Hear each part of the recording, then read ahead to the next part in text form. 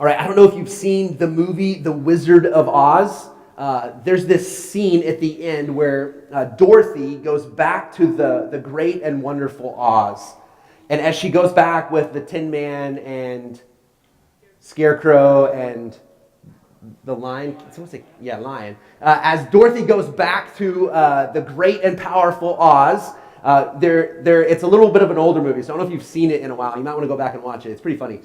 There's flames and voices, and they were doing the best with what they had at the time. But they go there, and Dorothy is speaking to the great and powerful Oz.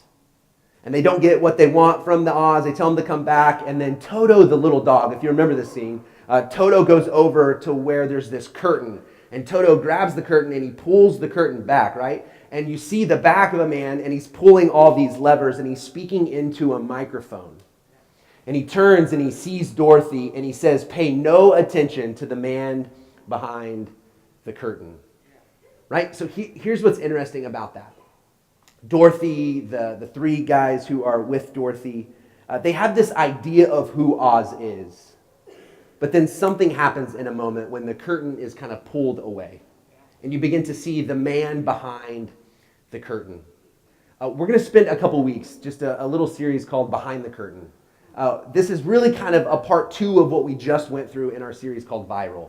We looked at this idea of telling people about God, of sharing the good news, about sharing our story, about inviting people to come and see what God is doing. And so the thought is, what are we inviting people to come and see? What are we inviting people to here at Trinity? Who are we? Who are we hoping to become? And the thought is, oftentimes we have a view of church, right? And sometimes the curtain gets pulled back, and sometimes it's not always great what we see. People have not had great experiences with church, and so the thought is, what if we could just have this honest conversation? And I could just share from my heart of who I hope we are. The core values behind who we are, and ultimately who we're trying to become. There's some things that we're going to talk about over the next couple of weeks. We're not doing a great job. And if you know me, if you've been around this place very long, I'm really vulnerable and honest and just kind of name things how they are. And so there's some areas where I think are core values for us. They are a heartbeat, but I think there's some areas where we can grow, where things can happen, where you can grow as an individual, I can grow as an individual, and we can grow as a community of people. If you're new with us today, this is a great time to be here. Hopefully you'll get an honest look into who we are and who we are hoping to become. If you were around this place, I just hit 5 years as the lead pastor, and about 4 years ago, thank you, but 4 years ago, I preached 10 weeks on a series called Our Heartbeat. And just looked at this idea of what is it that makes our heartbeat. And so some of this is going to be a refresher. I know all of you could come and preach what I preached 4 years ago. It's a joke. I know you can't. But hopefully some of those things settled in, right? And so maybe a refresher is good at this point. Some of you are new. So this is going to be really fresh to you. Maybe you've heard some of these things sprinkled in as I speak. Hopefully you have. And then for some of you over the last couple of years, if you've become a partner, if you've become a member of Trinity, you've heard these. You've got a glimpse of them. And so we're going to spend a little bit of time over the next couple of weeks diving into some of these things. So why our heartbeat? Why is that something that we have called this? The thought is, at your heartbeat, whatever makes your heartbeat is really at the core of who you are. There's a saying, if you were to cut me, I would bleed, and you can fill that in, right? I would bleed cardinal red, or I would bleed Starbucks, or whatever. It's like, this is like what I love and is really important to me, right? If you were to cut us as a church, like hopefully this is what we would bleed. This is what is most vital to us. And the idea of the heart, the importance of your heart, not only spiritually, but just physically, the importance of your heart. An average heart beats 60 to 100 times a second. So if you just look at that and split the difference at 80 times a second, we're looking at 42 million times a year your heart beats. I mean, every second your heart beats.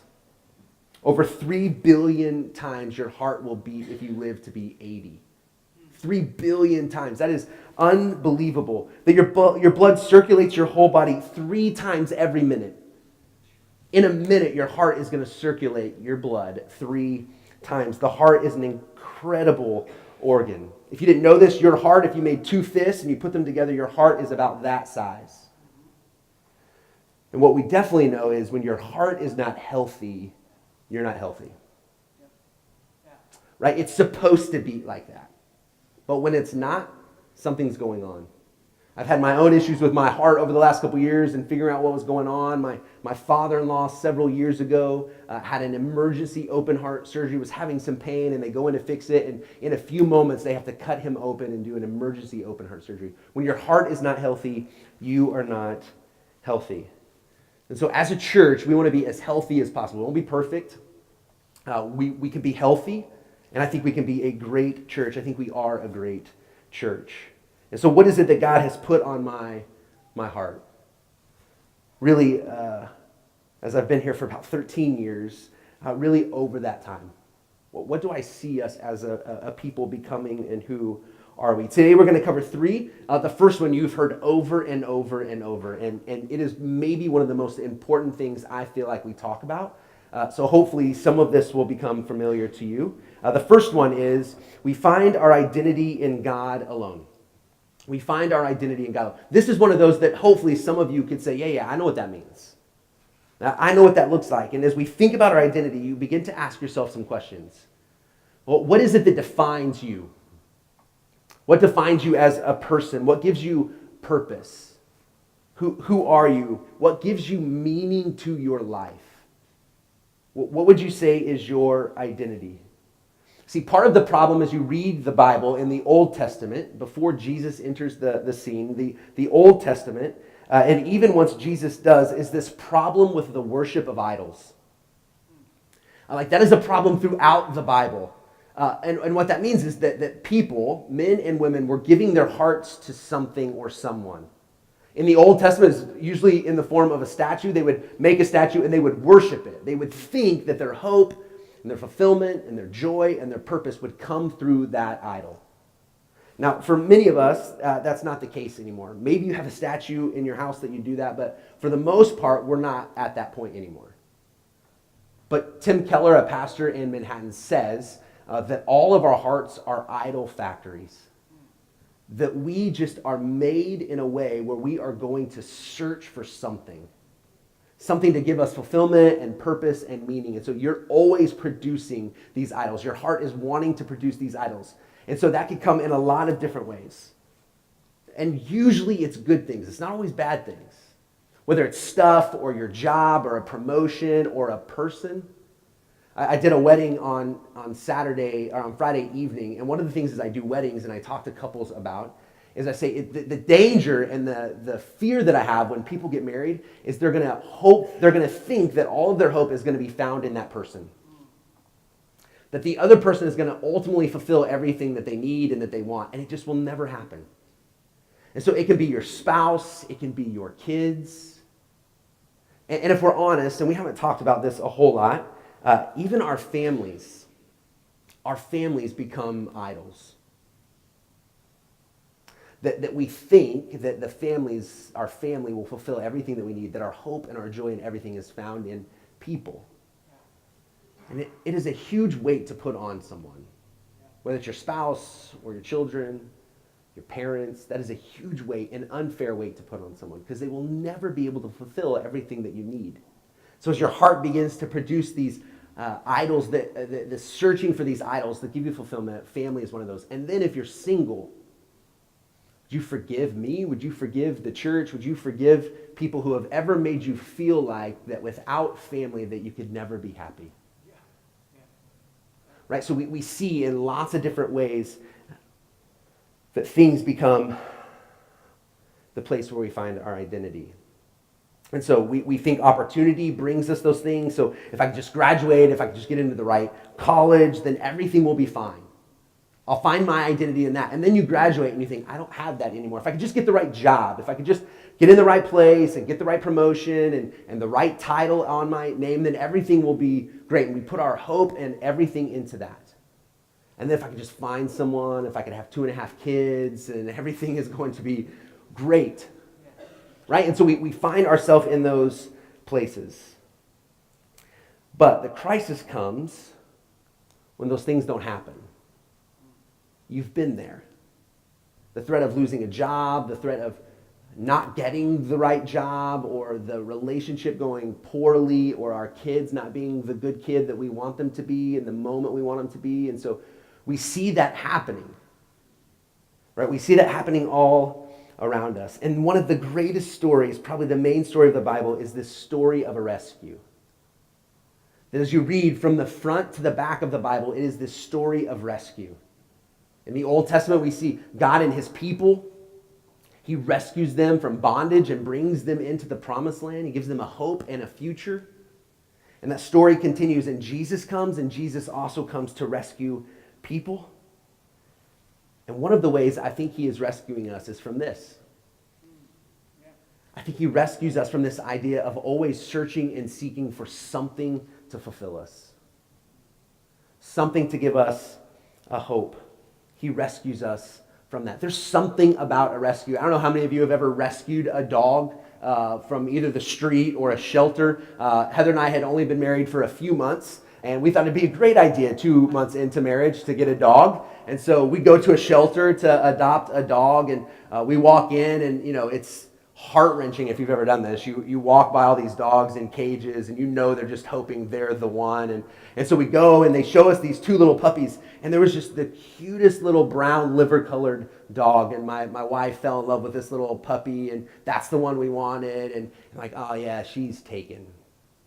But we have her sister. Would you like to see her sister? And there was this other little dog in the kennel, brown and white, also cute. We're like, yeah, sure. They're like, okay, we'll take it over into the room. We'll let you spend a few moments with her. And so we walk into the room, and they had already put this puppy in the room. And we walk in, and this little dog is chewing on a metal ring that is hooked to the wall. And that should have been our idea right there to say, do you have another? But we didn't, right? We fall in love with this little dog, Riley, and she was a great dog. She had a problem with chewing. We see that. She was a great dog compared to Norman, who we have now. And some of you know my dog Norman. But Riley was a great dog, but there was something about Riley, right? We didn't rescue Norman, but man, we rescued Riley. And there was something about the idea of rescuing her. Jesus has come, and I think one of the main things he has done is come to rescue us from seeking and searching for something to fulfill us. Something for us to put our stamp of hope and joy and fulfillment in. Jesus comes and says, it's me. We see in the beginning in Genesis 1:27 through 30. If you don't own a Bible, we're going to look at several scriptures. The page number will be on there. You can grab a Bible around you. That's our gift to you. Please take that. We see in the very beginning, the language that is used, Genesis 1:27 through 30, it says this. So God created man in his own image. In the image of God, he created him. Male and female, he created them.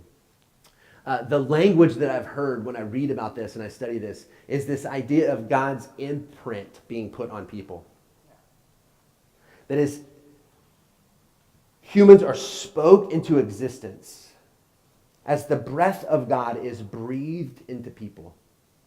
There's the imprint of God on us.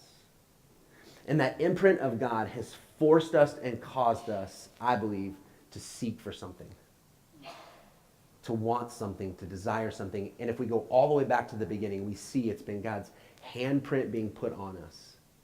That you were created in the image of God. Every one of you.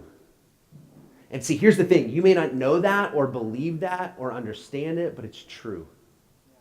And not only has God put his imprint on you and have you been created in the image of God, but everyone sitting around you and everyone around the world has as well. And so we look at people different because we see that the imprint of God is on all of us. And when we begin to see that for ourselves, that the image of God is put on us, things begin to change. We can begin to see that there's a purpose to our lives. Paul learns this. He doesn't like Christians. That's an understatement. He brutally beats, arrests Christians. He puts them in prison. He comes to know Jesus and he writes these letters. Listen to what he writes in Romans 8:15. He says this, "For you did not receive a spirit that makes you a slave again to fear, But you received the spirit of sonship, and by him we cry, Abba, Father. The Spirit himself testifies with our spirit that we are God's children. Paul is saying, do you remember when you were a slave to something? That you were in bondage to something or someone? And this goes back all the way to where the Jewish people were in bondage and were enslaved, and God set them free. But then there was this idea that people were becoming in bondage to religion, like to rules and rituals. And then things changed, but they were always going back to that. They had the tendency to be legalistic and to think that they could earn their way back to God. And Paul says, when you receive the Spirit from God, that Spirit did not make you a slave again. A slave to fear or to worry. If we look at it today, a slave to addiction, a slave to working your way back to God, a slave to legalism.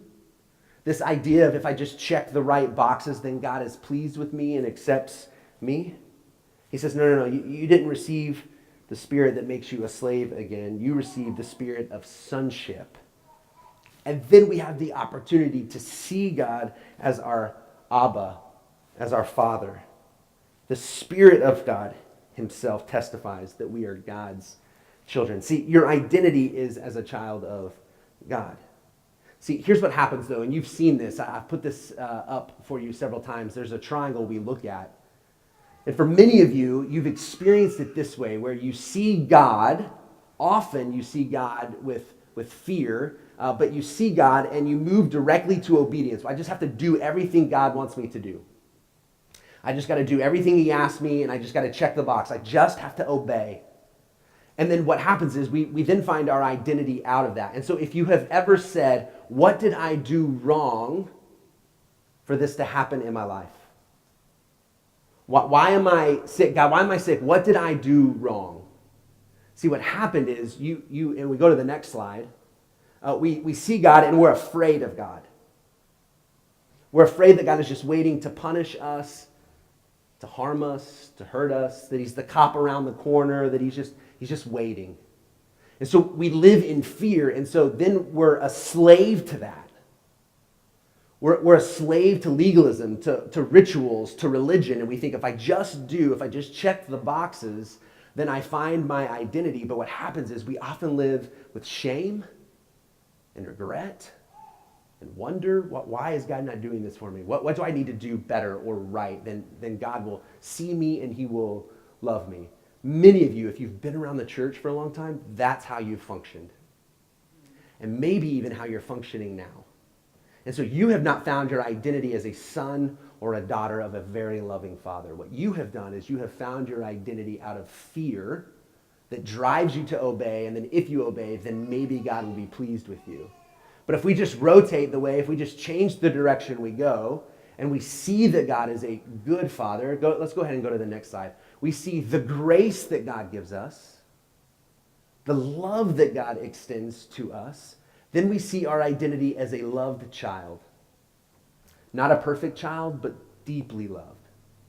And then we obey out of that and we find freedom. There's a freedom to obey because we see ourselves as sons or daughters of a good Father who wants the best for us. So it's no longer out of fear that we follow. It's out of love and grace. You experience life to the fullest, as Jesus says in John 10:10. Life abundantly. When you see yourself in the right way, when you find your identity as a son or a daughter of God. See, the first one says, I do and God accepts me. The second one says, God did, so I'm accepted and I'm loved. There's a huge difference. It is not a license to then do whatever you want. No, if you fully understand that God is a good God who loves you and is a good Father who wants the best for you, then our obedience comes because we think life could be better, that life would be more abundant and fuller if we follow Jesus. And so, look, I'm going to be a pastor, and we're going to be a church that pushes this. That it is by God's grace that we come. We will speak truth, but we will never use shame or guilt or fear to push someone into a relationship with God. It is by God's love. God so loved. That is what we will preach, and that's what we will teach. And I will help you and myself fight against the tendency for our heart to look after idols that will fulfill us and give us hope. We will call out those idols, and we will be in relationships, and we will help one another to fully live into the identity that God has given us. The scriptures say that perfect love casts out fear. We don't have to live in fear and wonder of how God is punishing or rewarding us, determined by our obedience. All right, that one was a long one. All right, here we go. Second one. We're about helping everyone take their next step in following Jesus. We're about helping everyone take their next step in following Jesus. A while back, 10, 11 years ago, I ran a marathon. I ran the Chicago Marathon, and there were 25,000 people who came together to run a marathon. And people were like legit runners, right? Like everyone had a goal and idea of running a marathon and what that looked like. But I've also run in what's called a color run. And I don't know if any of you have run in a color run. They're about on the opposite ends of the spectrum when it comes to races. I ran it with my son. Here's a picture of Cade. If that doesn't say serious, I don't know what does. He's got science goggles on and a headband and covered in color. And the interesting thing about the color run is that there was this wide spectrum of people at the color run. There were people who came and walked and just want to enjoy the moment. There were people who finished the run before our group even started. Right? So in the midst of the color run, there were all people at different points of their journey in this run. Some that might have been the only time they've ever run and may never run again. Here's the deal. I want to be a church that's more like a color run than a marathon. A marathon, if you've ever been in that setting, you can easily fill out a place. If you don't have the right clothes, if you don't have the right technology, you can feel like you're not supposed to be there. The color run doesn't feel like that. The color run is this invitation for everyone to come. For everyone to come and enjoy it and to be a part of it. I want to be the kind of church that functions like a color run. Because see, everyone isn't at the same place on their spiritual journey. Everyone is at this wide spectrum when it comes to how they view God and what they think. So I know in a room, in a group this size, there are all kinds of people. If I was to come and ask you what you thought about faith or where you're at, we would get a wide spectrum of answers. I mean, we all have some doubts, but maybe you are like really doubting. Like you don't even think that there's a God, and you're here, and great. You keep coming. You keep asking questions. Let's get together and talk. It is okay to be full of doubts and to wonder. There's some of you who are watching. You come and you just watch and you perceive what's going on and you wonder, and that is great. Some of you are walking. You're taking a few steps into what it looks like to follow Jesus. Some of you are jogging. Some of you are jogging or walking away. Maybe others are sprinting. Some of you are training others in what it looks like to follow Jesus. We are in all different places when it comes to our faith, and that's good. That's good and that's healthy. Listen to what Paul says to a group in Colossians 1, 9 through 14. He says this: "For this reason, since the day we heard about you, we have not stopped praying for you and asking God to fill you with the knowledge of his will through all spiritual wisdom and understanding. And we pray this in order that you may live a life worthy of the Lord and may please him in every way, bearing fruit in every good work, growing in the knowledge of God, being strengthened with all power according to his glorious might, so that you may have great endurance and patience, and joyfully giving thanks to the Father who has qualified you to share in the inheritance of the saints in the kingdom of light. For he has rescued us from the dominion of darkness and brought us into the kingdom of the Son he loves, in whom we have redemption and the forgiveness of sins." In this, there's some key words, this idea of praying for wisdom and understanding, that you would grow in the knowledge of God, this idea of no one is where they should be. Like none of us are done. We're all on this journey. So this idea of endurance and patience, that if you're at a point of doubt, would you endure through that? If you're at a place where you're helping other people, would you be patient with others? Right? And then until the end, this inheritance of the saints. Until we do that, until we pass from this place onto another, we are all moving and growing in the knowledge of who God is. And so, you've been around this place long enough. some of you, the way I'm going to speak and the way we're going to do church is going to be in a way where everyone who walks in is going to feel okay and comfortable being here. I was talking to someone this week, and they said that Trinity was a safe place for people to land. Man, that was such a good phrase for someone to say to me. That it's a good place, a safe place for someone to land and to wonder what it means to follow God. Right? That it's okay to not know things. And so when I preach and you're like, gosh, we know who Paul is. Kyle, you say every week, this is who Paul is. Not everyone knows that. And it is important for you to understand and believe that and know that. That just because you've grown up in church and you're here every week, it doesn't mean everyone has. That not everyone has memorized the books of the Bible. Not everyone knows when I say go to Psalms that everyone's going to know where to turn in the Bible. And that's why we put a page number there. It's why I just dress like I do every day of the week. It's just me. Just going to be who I am. And so we're creating a place where everyone can walk in no matter who they are. If they want to come in a suit and tie or they barely have enough clothes to get in the door. But this is a place where they can come and just be who they are. Because everyone is on this spiritual journey. And they walk into this place. It has to be an okay place for them to say, this is where I'm at.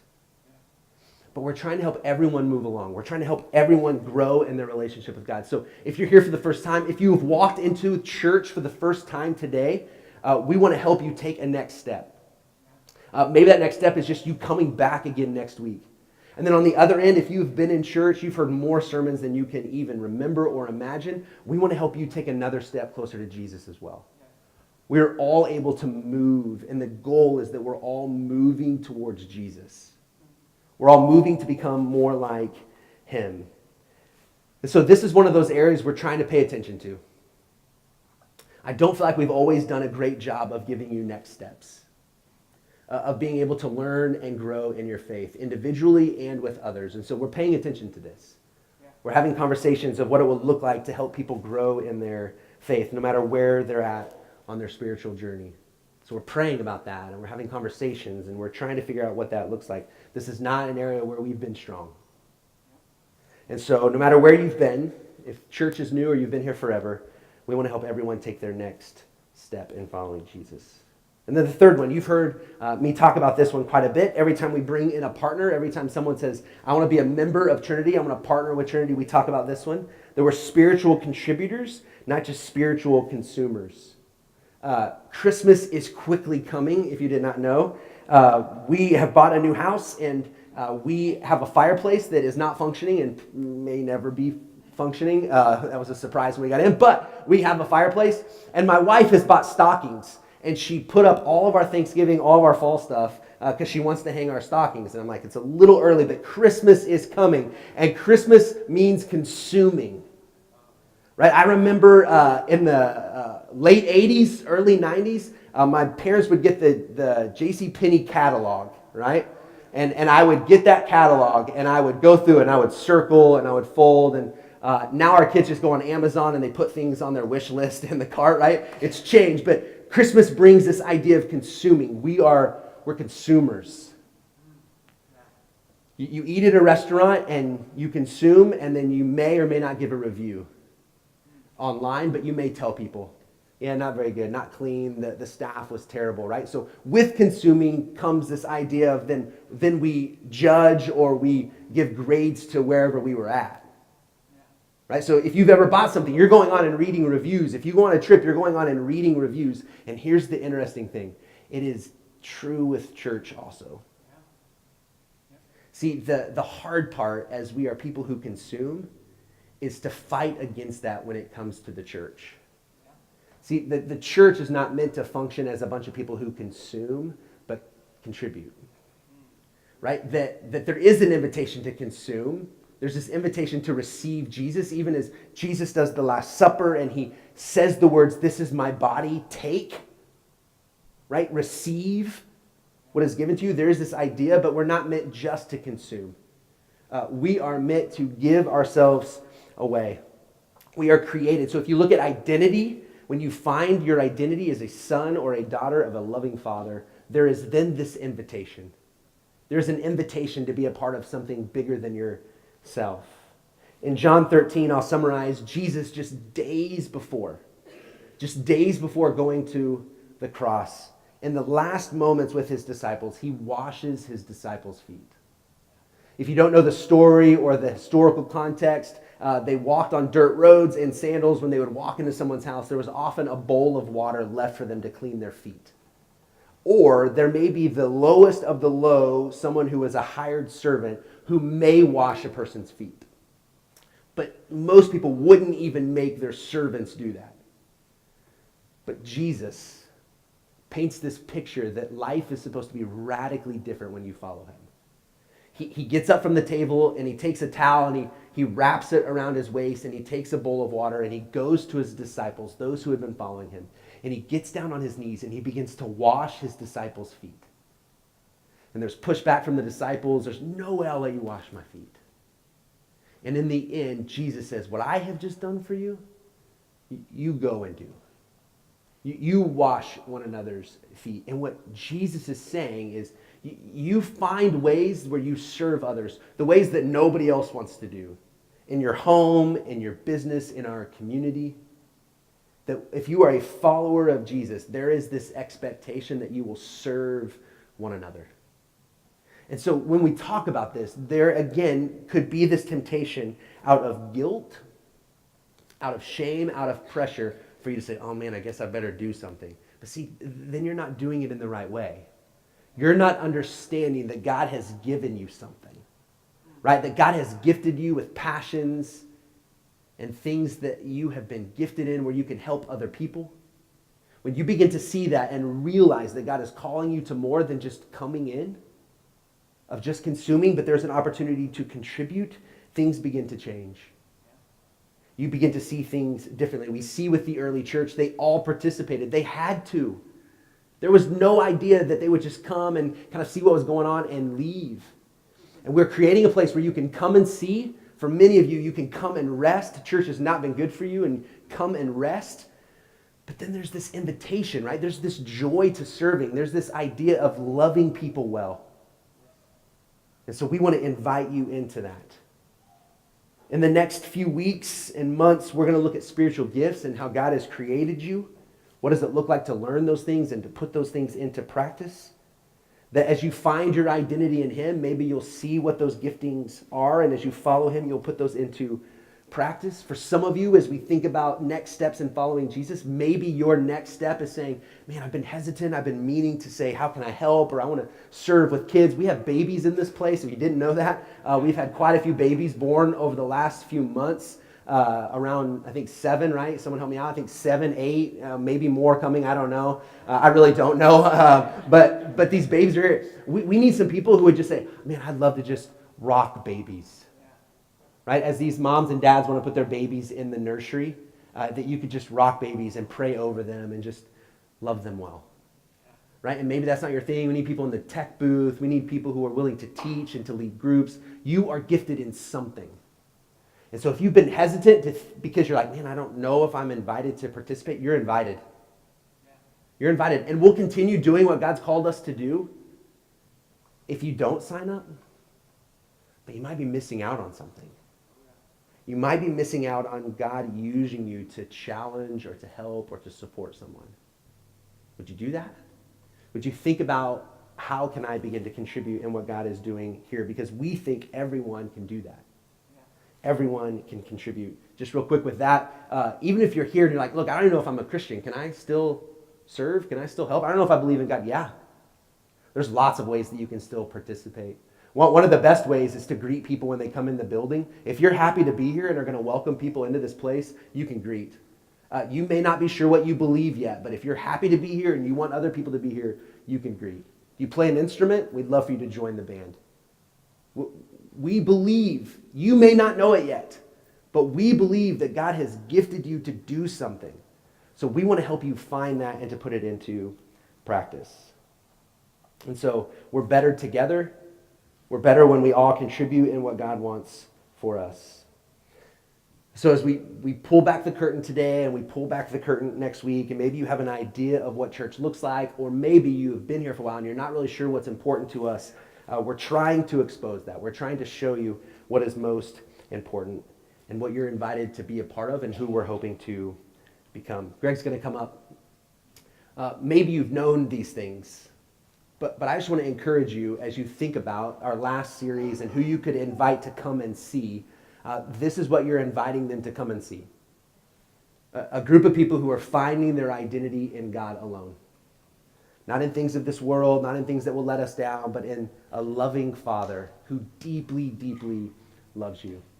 That everyone, no matter who your friend is or what they believe, there's an opportunity for them to come and to take a next step. Right? No matter where they're at on their spiritual journey. And then there's this great invitation for you to participate and to be a part of what God's doing. Would you stand? I'll pray and we'll sing.